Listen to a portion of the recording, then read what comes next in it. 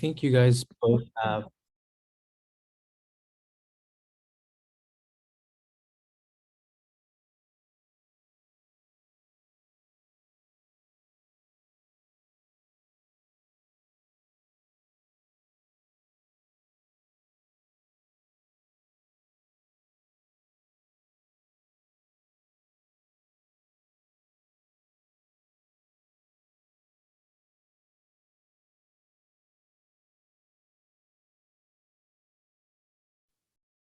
Good evening, everyone, and welcome to tonight's program, Unpack the Plan. It's part of our community engagement series, promoting public school advocacy, hosted by Every Child NC. And tonight's topic is, what does the Leandro Plan mean for Black students and families? Next slide, please.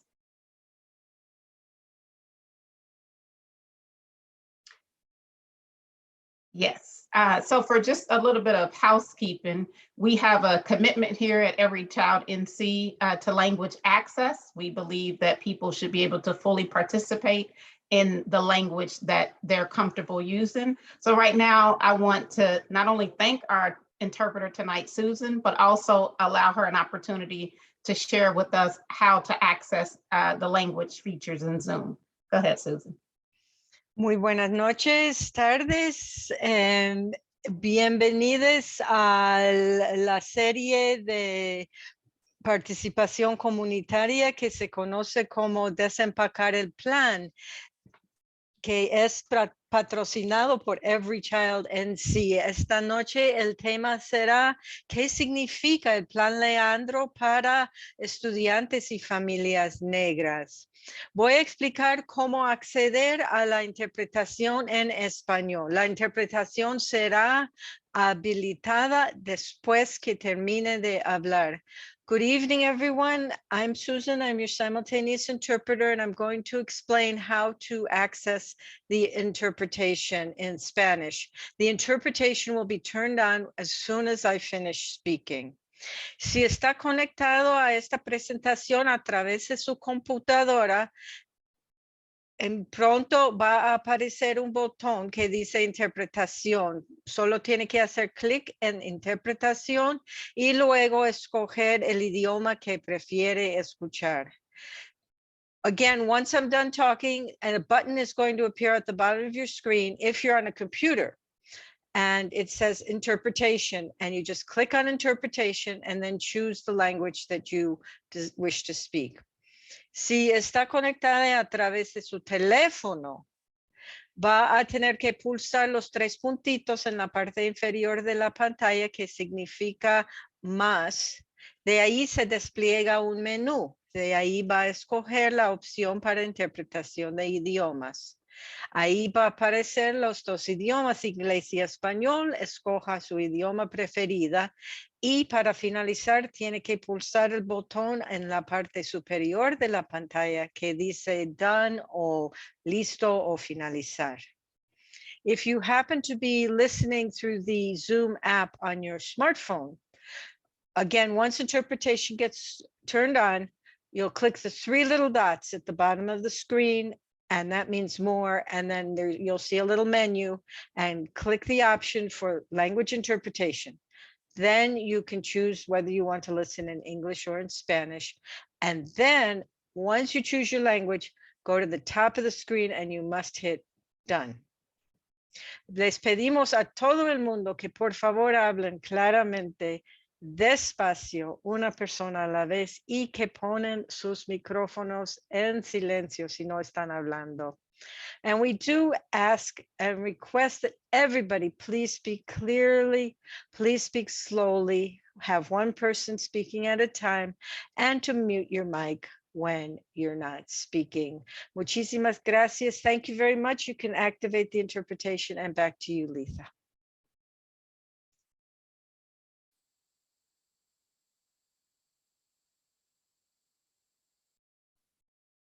Thank you, Susan.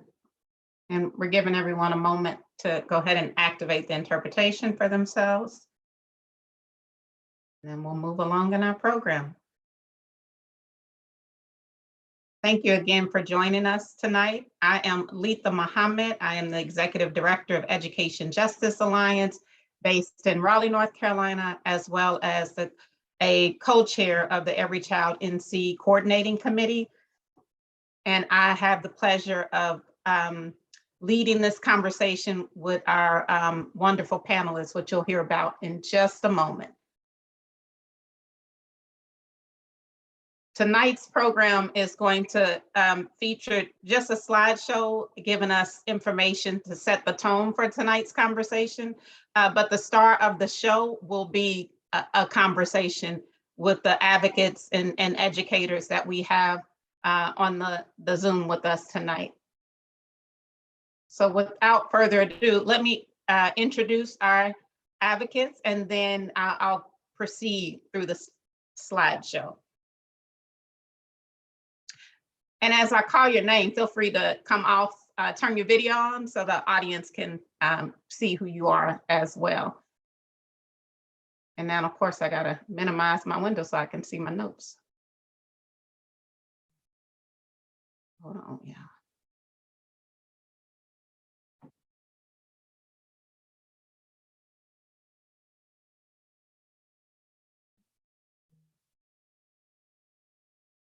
All right, got it. All right, so first I'd like to introduce Kelly Easton, who is the Executive Director of Action for Equity based out of Winston-Salem. Action for Equity is a strategist, since 2018, Kelly has been the lead at Action for Equity, which was a movement to reimagine the racial justice ecosystem of Winston-Salem. She is a veteran entrepreneur and political activist. Kelly came to Action for Equity with her robust background of pursuing racial equity, mobility across many sectors, which include business strategy and development, government relations, policy, and community, as well as electoral organizing.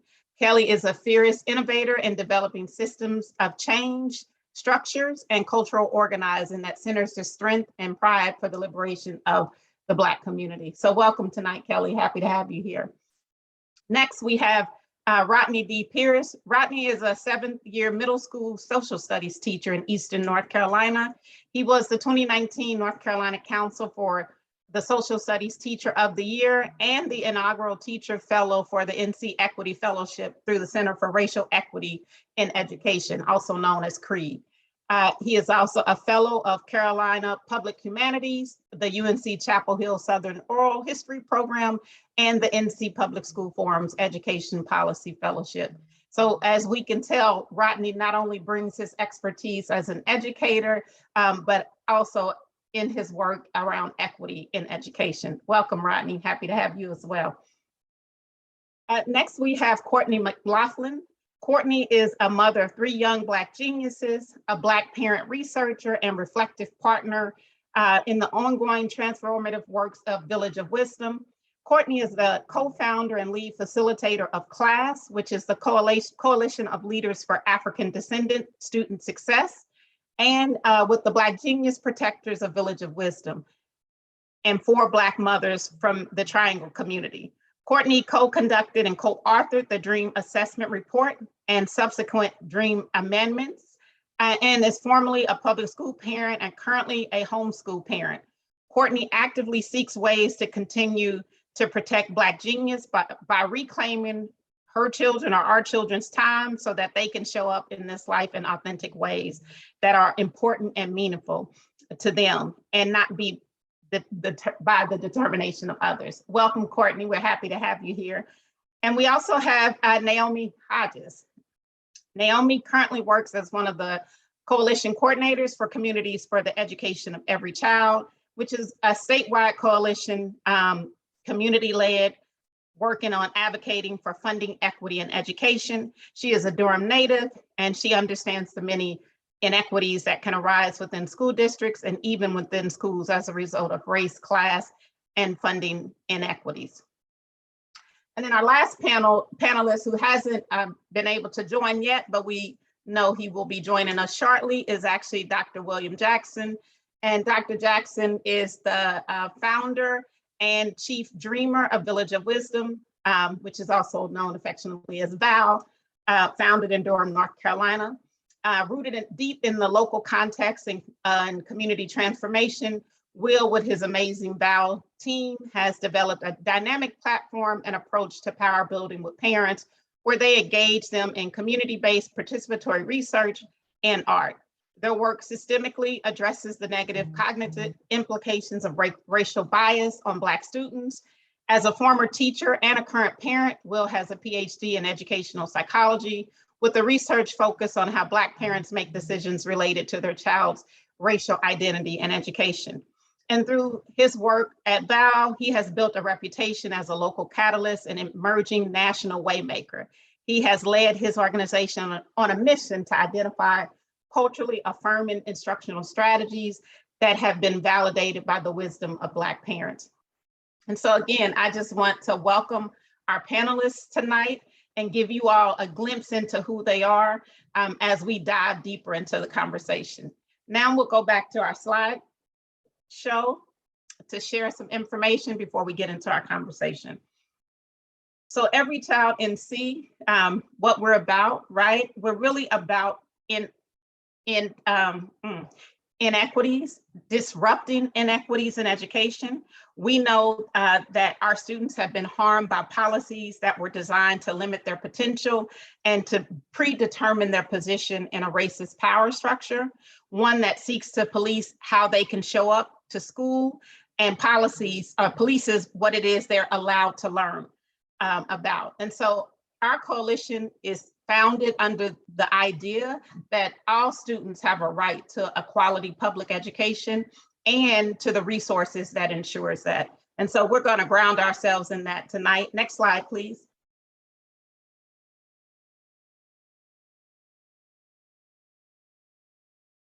Thank you. We're an 8-organization member-led coordinating committee that serves as the leadership body for Every Child in C, but we're over 40+ organizational partners strong. Next slide, please. You know, when we talk about education funding, we have to think about what has happened in North Carolina over the last 28 years. We know that funding has not kept up with our state's needs. We know North Carolina's funding effort has fallen to worst in the nation. We've had unfettered growth of choice programs that have siphoned dollars from our public education system. And we know disproportionate harm to historically marginalized students and school communities have happened over the last 28 years. Next slide, please. Thank you. And then how is that underfunding and bad policy, you know, in particular, because tonight's conversation is centering on the impact on Black students. So how is it impacting or affecting Black students in particular? So Black students are 58% more likely than their white peers to be taught by a novice teacher. The opportunity gap between Black, Hispanic, and Native students and their white peers continue to grow. Black students have fewer opportunities to enroll in honors and advanced classes. Black students are overrepresented in special education classes. Native, Black, and multiracial students in North Carolina are far more likely to be suspended or expelled than their white classmates. Black students are 3.9 times more likely than white students to receive a short-term suspension.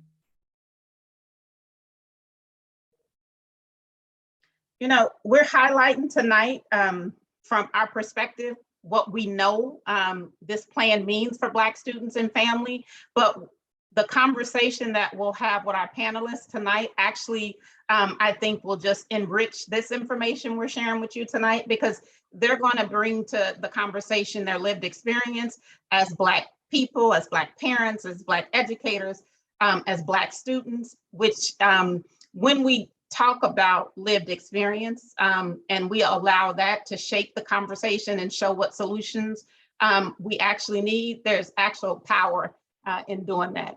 So the plan increases overall funding, which will lead to better outcomes for Black students. The Leandro plan proposes increasing per student state spending by more than 40%. It implements and funds the DRIVE task force, which is developing a representative and inclusive vision for education. which also plans to recruit and retain teachers of color in North Carolina schools. And it remedies the inadequate resources disproportionately received by students of color. As an example, more funding for at-risk students and students with disabilities. It also overhauls the discriminatory A through F school performance grade system that unfairly stigmatizes racially isolated schools.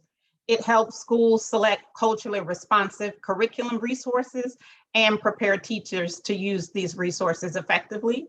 And then lastly, it provides funding to increase the number of support personnel, such as school nurses, psychologists, counselors, and school social workers.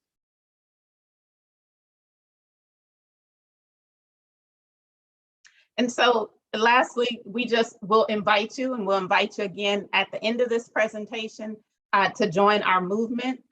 You know, we believe at Every Child NC that we can afford to fully fund the Leandro plan. We should take action or act in the best interest of students, and we must provide children with the sound basic education they are owed per our state constitution. You can follow us on social media and learn more information about us at everychildnc.org.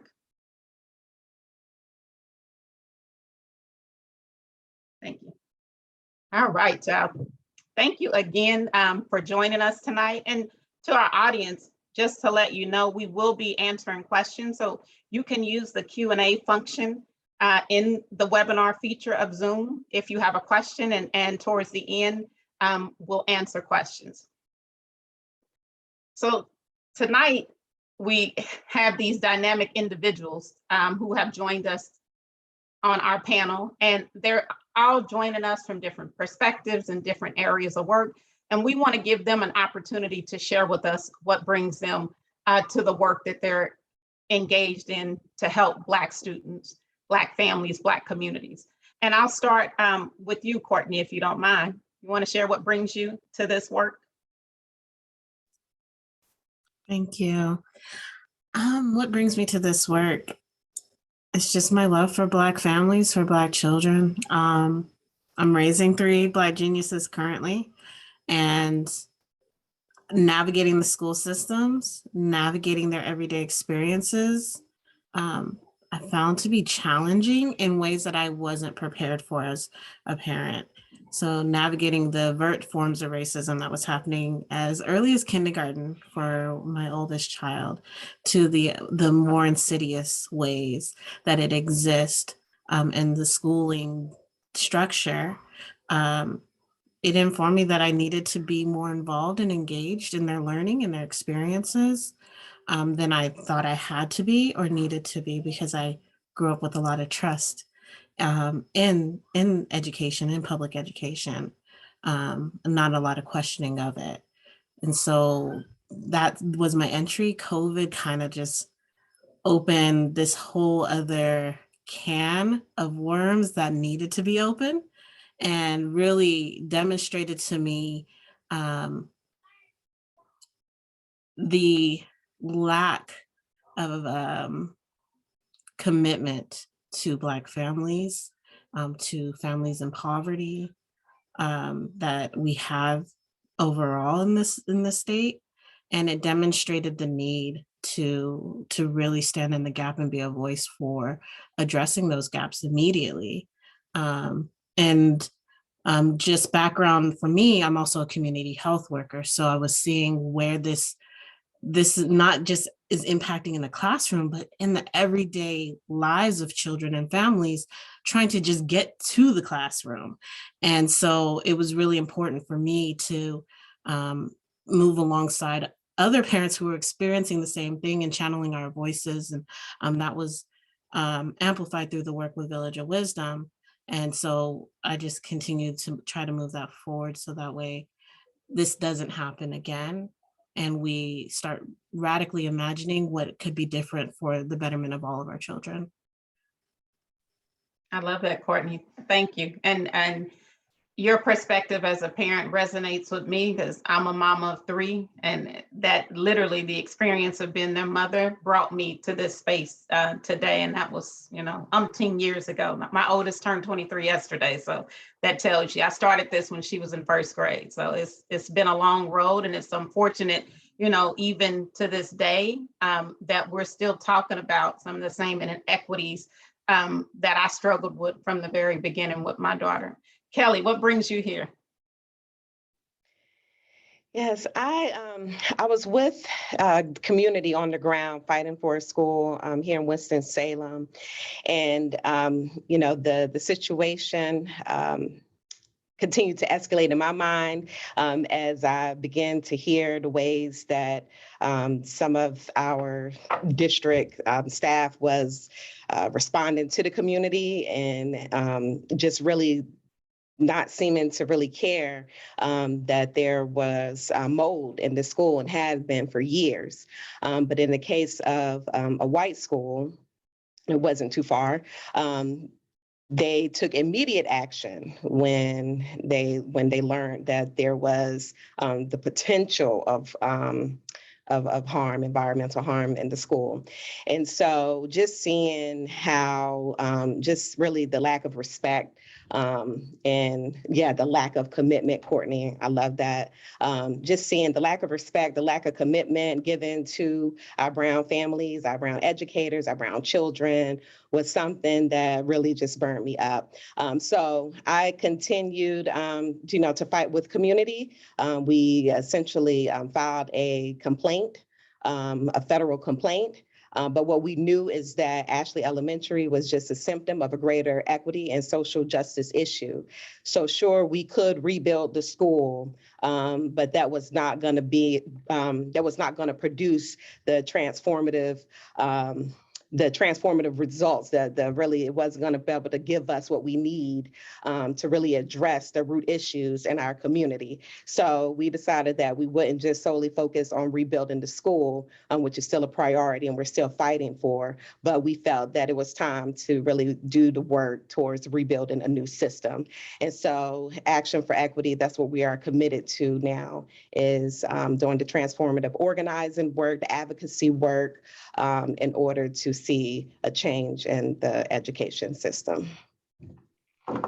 Thank you, Kelly. One thing that kept resonating in my mind when I heard you talk about the difference in how the school district responded to the white school that had, lead issues, and then the predominantly Black school, anti-Blackness started going through my mind. And so, I want us tonight, at some point in this conversation, to really lean into what anti-Blackness means as it relates to this work that we're talking about. And so I see our dear brother, Dr. William Jackson, has joined us, and welcome, Will. Happy to have you here. We'll give you a few moments to get situated. We're just doing a quick introductions about what brought us to this work. And so I'm going to kick it over to Rodney to share with us what brought us to his work as an educator.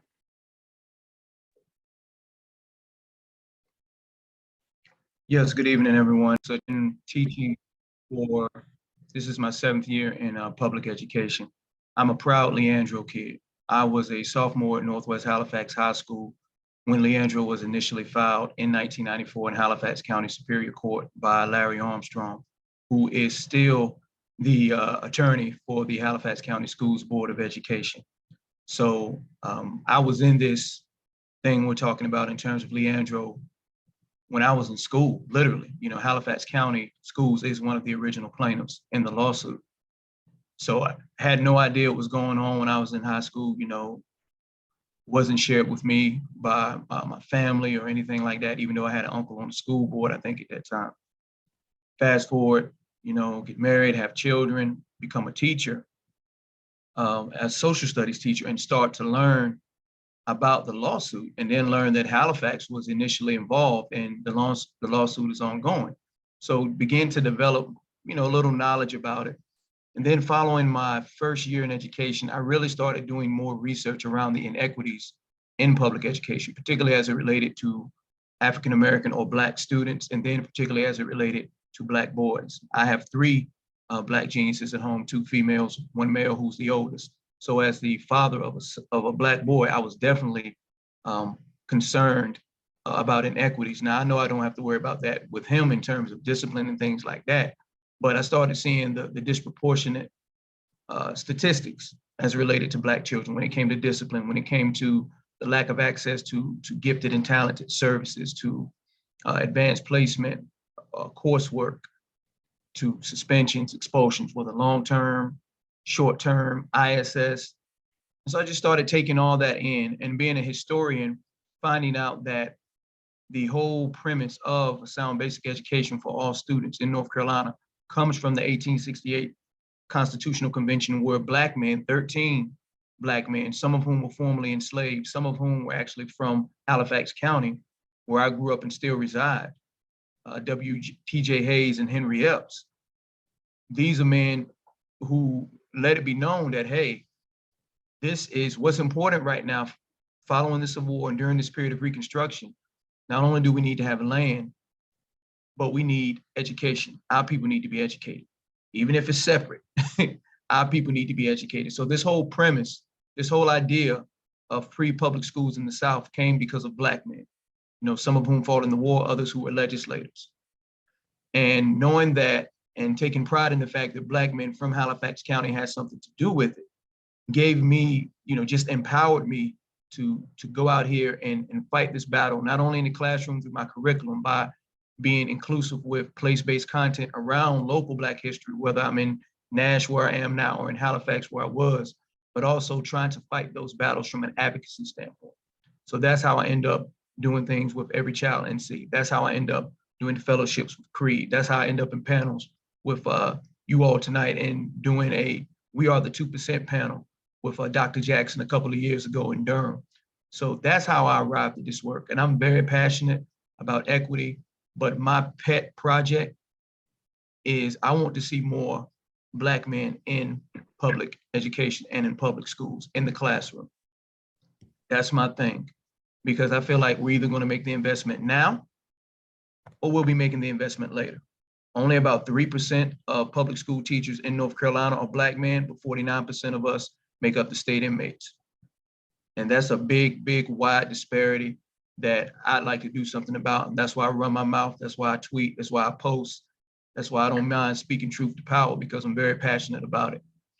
And I think if we don't make the investment early on, again, we'll be making the investment later. James Baldwin said, "For these are all our children, we will either profit or pay for what they become." And I want to make sure that we profit, not pay. I so appreciate your comments and really the importance of that historical context for grounding this conversation, cannot be undersold. I think so often we think about public education as this thing that somebody else thought of and fought for and created, right? But to hear that there were Black men that actually were the impetus for public education being established, and that constitutional language that we have now for a sound basic education is an important context to never forget. So, I think whenever we have these conversations, whether we're talking about the impact of Leandro on Black kids or Black communities or Black families, that grounding has to always be a part of the conversation. So thank you for bringing that to bear. And then if I can add, I'm sorry, Ms. Letha. If I could add, that's throughout the South, not just in North Carolina. That's in Black Reconstruction by W.E.B. Du Bois. You can thank Black men for the free public school system throughout the South, really throughout the country, but primarily in the South, because that's where it was needed the most. I just wanted to throw that in there. It's not just North Carolina. Hey, stretch it. Give us the full historical context. I'm gonna kick it over to Naomi to let us know what brings her to the work. What brings you here tonight? Thank you, Letha. And I do see a note from our interpreter for us to speak a little slowly for our interpreter so that she can keep up with us. I know we have a lot to say, and I myself, when I get excited, I talk fast, so I will work on that. But hello, everyone. I'm Naomi. I was brought to this work I think all of us in a lot of ways come to this work by accident. I mean, I think that there's a purpose in everything, but not setting out to do this work is what I think I mean. And so I started initially working.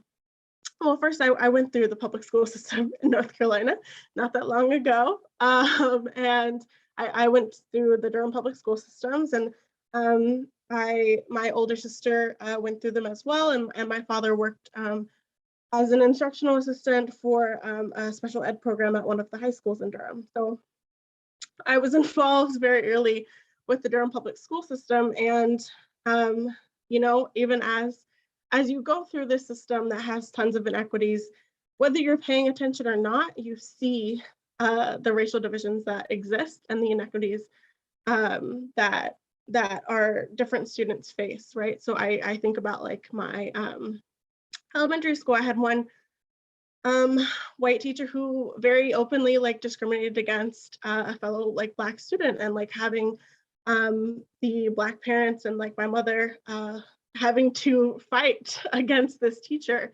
for her actions, and like the trauma that was like thereafter of kind of breaking that trust between the student and the teacher, right? But then later on, as I'm thinking about like what I want to do with my life, I was working you know, with a lot of immigration rights movements. And when we think about our non-English speaking people, right, what access do they have in our education system, right? When I was in high school, we were experiencing like a lot of Syrian refugees and just general issues surrounding language access. And so I started getting involved with that and that form of education and education equity. And then in college and then later in life, I started thinking about, you know, what does it mean when we talk about like access to public education? When not everyone has the same access, even in the same school, even in the same classroom, even with the same teacher. And so I was fortunate enough to find Every Child in C and learn about the Leandro case. I'm still learning, like all of you. There are things that I learn every day that I didn't know about the North Carolina education system.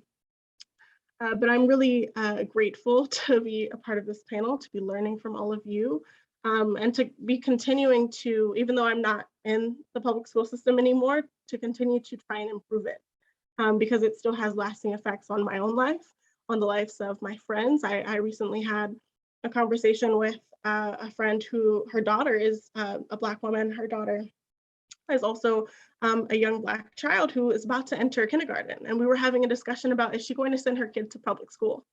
Because she knows the trauma of, she went to Wake County Public Schools. She was like, I know the trauma that I experienced as a Black woman in Wake County Public Schools. And I don't think I want my child to go through that. And so we had to have that conversation about like, what is she going to do? What can she do? And what does she feel comfortable doing? So whether you're involved in education as a student, as a teacher, as a parent, as a community member, it still affects your life in some way. And so that's what brings me here and to this work. I appreciate you, Naomi. And I always love to have student perspective. You're the closest thing to a student that we have on the panel. So I just appreciate that perspective you bring from your lived experience. Will, what brings you to this work? I would turn my video on, but it looks like I might have got annexed because I was late. So, oh, there you go. There you go. All right, I got my ring light popping and everything. So when I think about what brings me to this work, I'm the son of a teacher, and I am the grandson of an educator. And so, you know, I think this stuff was in my bones. It was in my genetic memory before I even got here. And so I've always been interested in education.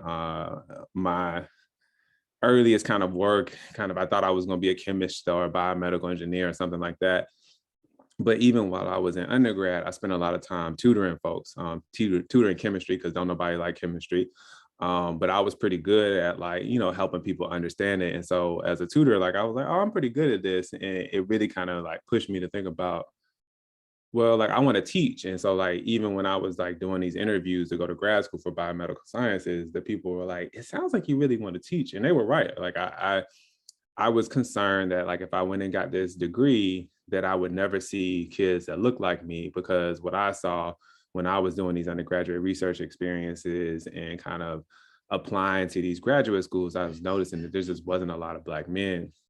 And there wasn't a lot of Black folks in general. And so, you know, I went to go teach to try to figure out like what was going on, like why weren't folks kind of getting to college and doing this stuff like I was able to do it. And I didn't think like I was that much smarter than anybody else. I just had some people pouring into me. And, you know, when I went back to school to teach, well, when I went to go teach, because I didn't go back to school to teach. I was a Black man teaching science. So you can imagine that there wasn't a whole bunch of hoops I had to jump through. You know, I just realized that we were preparing our children. I was supposed to be the pinnacle of education or whatever, because like my kids were getting really good test scores, but I knew I wasn't preparing them for life after school. And that was deeply upsetting. Like that was why I was here. I was here to kind of like prepare them to kind of get into this space that I thought that they could get to. And I knew that by teaching to the test, like I wasn't really doing that. And that would really kind of upset my spirit. And that sent me in kind of like a space to look for how kids learn and what does learning look like, and trying to understand the science behind learning. Because I was like, well, if I can understand science behind learning, then I can kind of go back and like support kids and like learning on their own. Like, how do you control your own learning processes? And then I went to grad school to figure that out after I couldn't find the answers in the classroom. And the more I learned about how folks learn, the more I learned that learning is dependent upon what you know and the prior knowledge that you have, which then immediately made me realize that we don't let Black and brown kids be themselves in classrooms. We have basically made it illegal for them to bring their full culture and their self into the classroom. We see kids get suspended for their hair. We see kids get suspended for the clothes that they wear. We see kids get thrown out of classrooms for not speaking right, speaking white, if you will. And when you do all of that, you deny a child their ability to bring their prior knowledge and themselves to the classroom. If they can't bring their prior knowledge, and they can't connect that prior knowledge to the new information that you're trying to teach them. And if you can't connect your prior knowledge to new information, then you can't learn, because that's what learning is. And so, you know, what brings me to this work is the racial inequity in the cognition and the cognitive science of learning that we do not afford to our Black and brown children. We have made it physically impossible for our children to learn by telling them that their culture and their full selves are not allowed in the classroom. And then we wonder why they don't achieve. And so I think that those things are only exacerbated by issues like Leandro, where we're underfunding schools, where teachers need a lot of training and support to be able to kind of understand culture, especially with 75% of our teachers typically being white women. It's not that they can't do the job, it's just that they got a lot to learn to figure out how to be culturally responsive to Black and brown kids. And how are we going to do that if we're starving our schools dry of support? And I also just think it's hard to have highly talented people to continue to do this work at the wages that we're paying folks, right? Like, I mean, my shouts out and love to folks like Rodney, but like y'all hear Rodney talk, that's $100,000 mouth right there. You know what I mean? And so like, if you're not paying him $100,000 in a mine, then like, how are you going to attract more and more Rodneys? The answer is you will not, right? So like, I think that this investment is just so critical. And that's a little bit of like my trajectory and how I've got here. See, you always come, right? And you always say something that gets me. And now I'm over here like, if you know Letha well, y'all know Letha's a crybaby, right? So when things touch me, it really literally brings me to tears. And to think about our kids not being able to show up in public education systems that our tax dollars pay for, that don't exist in this little bubble vacuum that somebody else is footing the bill for. We footing the bill for it, and they can't be their authentic selves. So again, this word that came up for me when I heard Kelly talk earlier is coming up again. I'm gonna throw it out here as anti-Blackness, right? So I think we can't have a conversation where we're unpacking the impact of Leandro on Black students and not lean into, right, very intentionally, the word anti-Blackness, the practice of anti-Blackness, and the ways in which anti-Blackness is weaved into all of these problems that we're naming, right? And so I'm gonna switch it to you again, Kelly. Oh no, I see you, Courtney. I seen that hand. Go get it. Yes. No, I just wanted to add because when Will spoke, he just reminded me another pathway that led me to this moment, right? Prior to me coming to school here, where I'm currently at in Chapel Hill, I was a paralegal in the state of North Carolina. I worked for a criminal defense attorney. I used to sit in the courtrooms and listen to plea transcripts being read.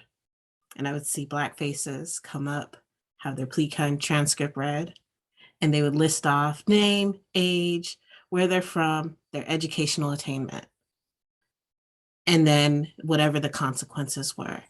And in this, I'm watching these Black faces list off the grade level they were able to complete: 6th grade, 5th grade, 9th grade, 11th grade, right? And I kept seeing this pattern. And I was like, why is it that we have these Black men and women and people in poverty, and hardly any of these folks that are being ushered into this criminal justice system have completed high school? What's happening? Like, this was my question that led me to go to school, to figure out why is it that we have our people being ushered into the system. And then there was this moment where an elderly man was having his plea transcript read, and the judge says, if this doesn't happen, you will be sentenced to XYZ years in prison, and da da da da. And the guy was like, no, my attorney said that I wouldn't serve time. And the judge was like, do you agree to this plea or not? And he said, but my attorney said I don't need to, I wouldn't serve this time. And he was like, I cannot explain to you what you're agreeing to. If you don't understand it from your attorney, then I will throw this out. He was like, but my attorney said, and the attorney's like, just agree. And the judge decided, I'm not going to take this. I can't accept it because he doesn't understand the plea agreement.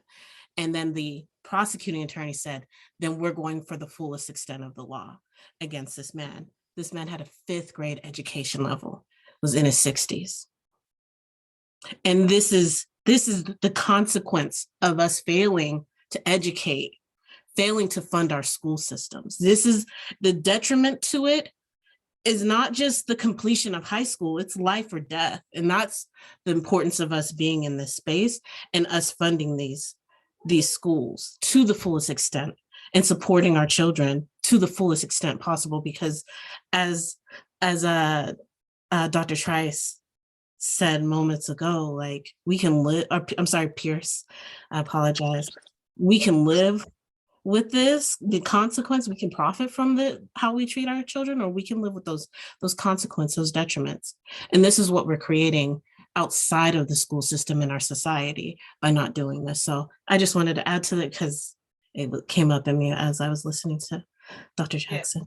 Yeah, that was an important context, right? A collateral damage, that has real consequences for not funding. So I appreciate you taking that time. And Kelly, I was about to ask you to lean into, why anti-Blackness. But before I do that, let's just let's be mindful that anti-Blackness is something that is not just perpetrated on Black people by people from other races, right? That anti-Blackness is actually something that folks that are Black, that look like us, can internalize and participate in. And we have examples in our current Lieutenant Governor, just thinking about the statements he made Monday at the House Selection Committee on the Future of Public Education, where he's literally talking about throwing students away and out of schools based off of some racist tropes about who they are and where they come from. That's anti-Blackness. Right there at one of the highest levels of government. So we have to be able to see it where it shows up in our government structures. But Kelly, go ahead, share with us your thoughts around anti-Blackness and the way it shows up in this particular arena of education. Yeah, I mean, and I think just using that example, both what Courtney shared and what you just shared about, Robinson's comments about, essentially it was really an assault, if you will, declaration on Black and Brown children who are just honestly responding to the conditions of their politically constructed environments. So when we are removing children from classrooms and, arresting them, then how are we addressing the issues? How are we getting a better understanding of what that child needs? And so like the school to prison pipeline is one of the most anti Black structures that exists. It continues to cause just greater harm to, the family, which is the fabric of our community. When people are not able to take care of themselves due to their lack of education, they're not able to do what they need in order to take care of their families, then that produces something from within. And this is all politically constructed. And so his comments are dangerous, dangerous at best. And we need to, we need to address it. We need to address it and with full force.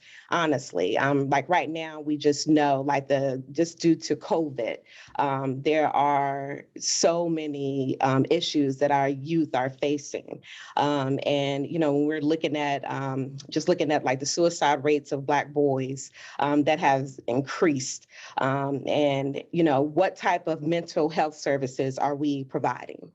Children are coming to school with needs, and it's true. Like the school is not the silver bullet, but what it is a place where our children should feel safe to be safe in their skin, safe to be able to talk to someone. They should feel nurtured, they should feel supported, and they should feel challenged. And that's one of the things that Leandro, that's part of, the roadmap of Leandro. Just that sound and basic education. Like Action for Equity, we believe in a whole child education, and that is looking at the school, the community, and the home. And so we're going to have to really do more than what we have done before, because what we were doing before was not enough, clearly. But as a result to COVID, we know that the conditions have worsened. And so how are we going to address that? And Leandro offers, a first basic step for a basic and sound education. But again, that's just a first step. So the fact that, our state, we're struggling with fully funding our public education system, especially, in the midst of a pandemic, is just, it's really a terrible thing. And so, it's anti-Black. It is, just thoroughly dehumanizing, just understanding that, especially again, when you're looking at arresting children because they're responding in this environment with all, the pressure that's going on. So we have to do better. We have to demand better, and we're going to have to fight for better. I appreciate that, Kelly. And I'd also add another word, right? It's actually, to me, criminal. Like, I think folks should actually be held criminally for not upholding the Constitution, the rights that our students deserve based off of the law of our state, which is that constitutional law. So I just want to give someone else an opportunity. And Rodney, I'm glad you were able to join us back. I was worried when you dropped off, but welcome back. So if there's one other person who'd like to respond to, the ways in which you see anti-Blackness showing up in the Leandro fight in our public education system, is an opportunity for one more response.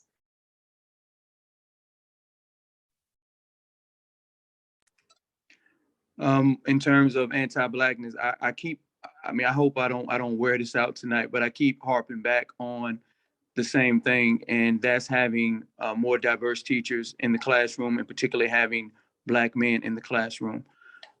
I applaud the General Assembly for adding Fayetteville State, North Carolina A&T, and UNC Pembroke back into the North Carolina Teaching Fellows program.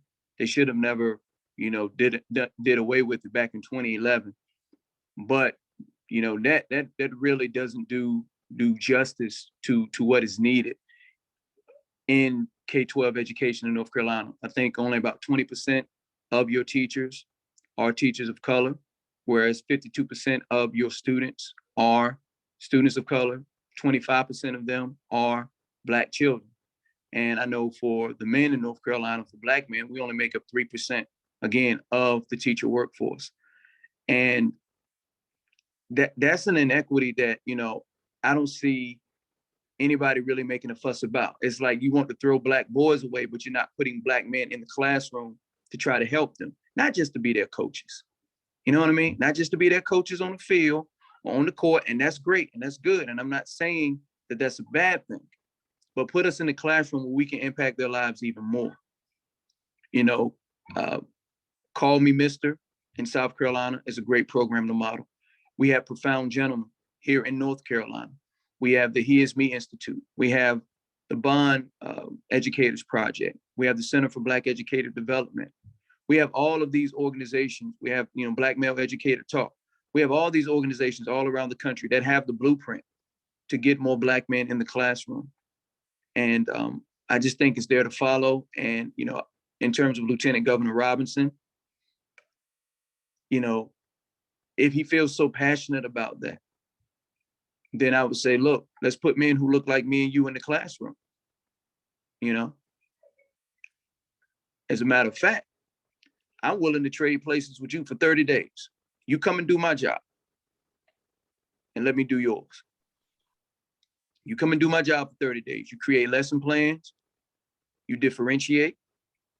You have some parent teacher conferences. You make some phone calls, emails, all that stuff. Come do my job for 30 days since you want to throw these kids away and see what really is the issue, what really is the problem. Because it's not as black and white as you think. There's a lot of nuance there, a lot of nuance. So again, just getting more brothers in the classroom and making sure that they have that professional development that they need from groups like the Racial Equity Institute, like CREED, like We Are, like Village of Wisdom, so that they can identify the inequities themselves in the system and work at not only being educators, but advocates as well. Thank you, Rodney. I appreciate that. And we're coming up, close to time. And so I really want to give you all an opportunity to answer this last question, which I'm gonna kind of throw a couple of questions together into one. So y'all follow me now. And Naomi, I see you. You in my screen. So you got next. I'm calling on you next. So what do you hope to see change in our education system in the next year or the next 5 years for Black students in particular as a result of fully funding Leandro? As a result of fully funding Leandro, that's key, because that, assuming we're going to do it, and we are. But for me, I think in the next year, I want to see, in this end of the week, I want to see Governor Cooper veto this anti-mask bill so that our students can feel safe and our teachers can feel safe teaching our students. In the next year, I think I want to see, I want to continue to see more grace and active involvement and strategy from the state to put behind what Mr. Rodney was saying, like about recruiting Black and Brown teachers and retaining those teachers and quality teachers in general, right? We've seen so many teachers leaving the workforce right now. And a lot of their grievances are valid, right? When you don't have a planning period, when you're overwhelmed with students.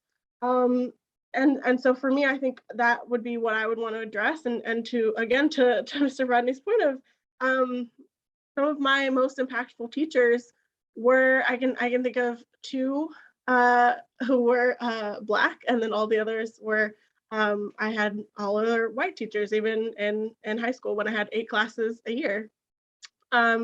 So 2 of those teachers, Mr. Harrison and Ms. Jones, right? They had such an impact on me because I could vibe with them outside of just being a teacher, right? We had a relationship that wasn't just I do work for you, I learn. And that was really valuable for me. So that's what I would like to see in the next year. In the next 5 years, I want to see, to Kelly's point, I want to see more community schools. I want to see more of this planning for a holistic education and well-being of students and teachers, right? We want to make sure that their mental is right, that they're fed, right? We want to make sure that they're coming up and they're not worried about the mold in the school, that they're not worried about being sick, and that they're being able to show up authentically, like, hey, I'm having a bad day today. Maybe learning is a little different. It's not focused on these test scores. So that's what I would like to see, and I'll pass it off.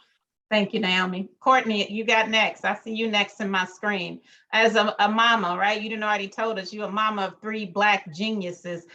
What would you like to see change in our education system in the next year to 5 years as a result of fully funding Leandro? And I'm asking us all to take about a minute in our responses, please.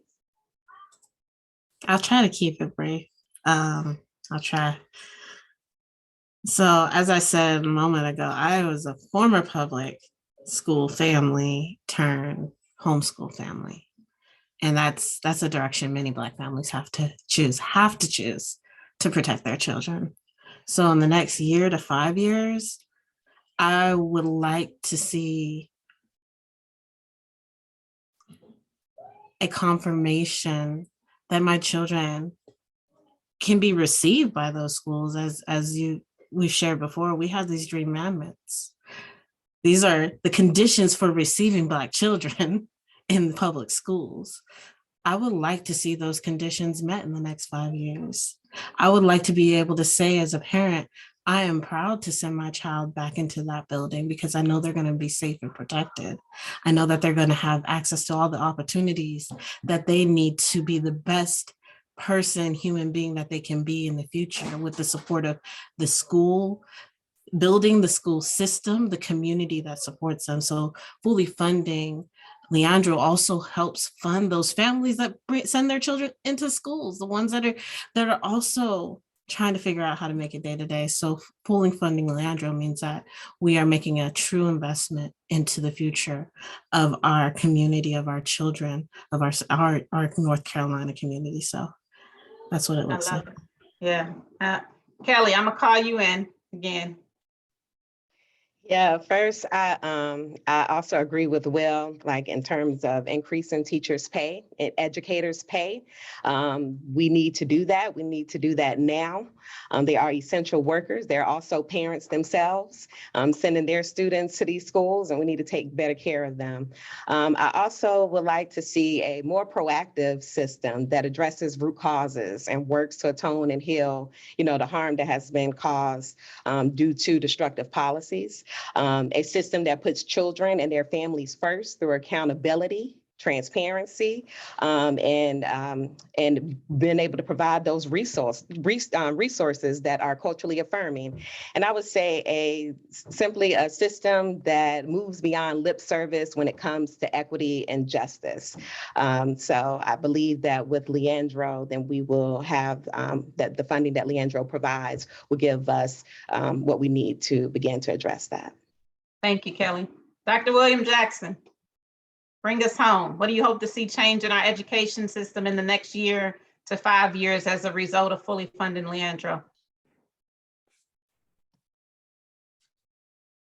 What I imagine is there's a Black student in a classroom in 3 or 5 years, and they're surrounded by images of people that look like them and people that look like the kids in their classroom. Not only images, but examples of how those people have done the things that they're learning about in their classroom. I imagine that child thinking about what it would mean to create a society or solving a problem that would help them think about what it means to create a society where all folks have equitable access and a just system to live in, where they're thinking about what it means for the community's needs to be held above the individual's needs, where they are pushed to dream about what it means to live in a society where folks can feel safe, where they can feel vulnerable enough to love, to create, and to learn. We not scary people, y'all. Like, this ain't nobody coming to try to take your homes or your freedoms or your whatever. Instead of looking at us like we're the enemies, what I need folks to recognize is this baby girl behind me needs a place to live. She needs a world that's gonna treat her right. She needs a world that's gonna recognize her genius, and yes, even benefit from that. Because right now, we really don't have time to be playing these little simple games. Our world is on track to be a dumpster fire in less than 50 years if we don't take care of this climate. And so I think, you know, a lot of folks have been lost in this conversation about education. They think we're coming after their money or their dollars, or that it's not worth investment. But the reality is that we're making investments in things that are not worth the investment, making rich people richer. And so as long as we continue to do that, I believe Mr. Pierce talked about that earlier, we're going to have to account for those children who don't have a place to go. And we're going to have to account for the world where we don't have a place to live because we didn't put them in a position to lead us into a better, you know, tomorrow. And so what I really want folks to leave with is that this is a moral argument. This is an argument about our humanity. And right now we are dealing with people who are living immoral lives, impressed upon their immoral societies and beliefs. And they are trying to say that, oh, I'm doing this because it's the right thing to do. I don't know how they've co-opted the morality. I don't know how they got to be the ones who are saying like, we're the ways that this is how things are supposed to live. Their values, their insights, nothing aligns with none of the religions that these people build. I don't know what you believe in, but it does not align with the person who is the center of your religion. I promise you that, right? And so what I want y'all to do, and I want us all to do, is I want us all to get on the right side of history. I want us all to get on the right side of morality so that our kids can have a chance of saving this world. And that's the type of classroom I want to walk into. That's the type of classroom I want Salome to be in. And that's the classroom that I'm dreaming about. And that's why I do this work every day. And that's why I'm on the Zoom call at 8 o'clock talking to y'all folks, because I want us to take the narrative back and tell these people like, this is what we need. And this is about humanity, because being anti-Black is being anti-human. And I just really want y'all to get on the right foot, because I'm tired of cussing people out about this. Like, come on, do the right thing. Be a human, fam. Like, just be a human, be good to yourself, and watch how everybody benefits. Watch how everybody flourishes. So thank you, Will. And I know we're a little bit over time. I want Rodney to give us his dream, what he wants in the next year to 5 years as a result of fully funding Leandro. Share with us, Rodney. Yes, ma'am. Definitely want to see everything my fellow panelists have seen come to fruition. I've been on a panel with Dr. Jackson where he has cussed, so he's not saying that just to say it. What I'd like to see, again, coming back to my premise of seeing more Black men in the classroom, which you would have to increase teacher pay to get us in there because we are more likely to come from a disadvantaged background financially, is I want to see more collaboration on that front. If we know a young man is gifted, is talented, is smart, is intelligent, and is capable of teaching his peers, then why don't we tap into him early and let him know that being an educator is an option for him? And so I want to see collaboration between the North Carolina Teacher Cadet Program with the North Carolina Teaching Fellows Program, if they don't already collaborate, through teacher prep and teacher ed programs at the university level, at the community college level.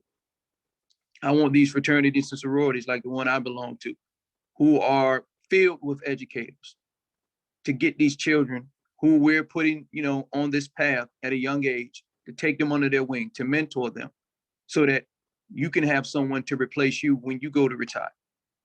And I just want to see that type of collaboration going on in terms of these state entities at the state level, and then local entities at the local level. I want to see teachers, when they come to these communities like Eastern North Carolina, where I'm from, where we don't have a good retention rate. I want to see collaboration between these districts and these local chambers of commerce, where they say, hey, we're going to give these teachers who come to our community and teach discounts at local businesses that are members of our chamber, like they do in Dare County. If they have a pet, we're going to give them a 20% discount on getting their pet, wash, neuter, whatever. Just more collaboration. Because as Dr. Jackson said, this is an investment that everybody has to make. Everybody has to make at every level. We got to have that collaboration locally, statewide, regionally, all that, if we're going to make this thing work. Because not only do we want to recruit, not only do we want to develop, and not only do we want to retain these educators of color, these Black educators, we ultimately want to empower them, because that's what we want them to do to Black kids. We don't want them to just educate them. We don't want them to just inspire them. We want them to be, we want those kids to be empowered by these same teachers. And so we got to have that collaboration at all levels, locally, regionally, statewide, in order to make it happen. So that's what I'd like to see. And I think that's fully feasible if we fully fund Leandro. Thank you, Rodney. And thank you, William, Rodney, Naomi, Courtney, and Kelly, for your insights and sharing your expertise and knowledge tonight. And thank you for all our attendees for staying on a little bit past the time. We appreciate you all as well. Thank you and good night.